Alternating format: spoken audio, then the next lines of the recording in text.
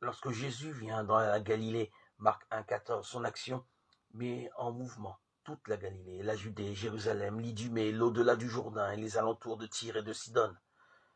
Marc 3,8. Mais à côté de ces indications topographiques, l'évangile de Marc dessine aussi les contours d'une géographie symbolique dont la mer est le point d'ancrage. C'est au bord de la mer que Jésus appelle 4 pécheurs à venir derrière lui. Marc 1,16. C'est encore au bord de la mer que cet appel touche Lévi. Marc 2,13. Puis Jésus se retire vers la mer. Marc 3,7. En prévision d'une traversée que suggère déjà sa demande, qu'une barque soit en permanence près de lui. Marc 3,9.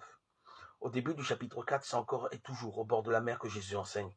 Puis, un mouvement décisif s'opère.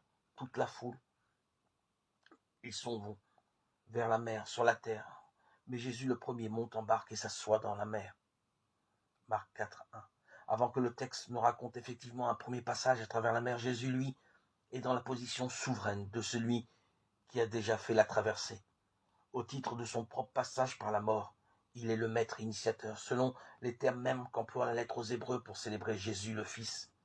Il convenait que celui pour qui et par qui sont toutes choses, rendit accompli à travers des souffrances, le chef initiateur, qui conduit à la gloire une multitude de fils et fonde leur salut. Hébreux 2,10.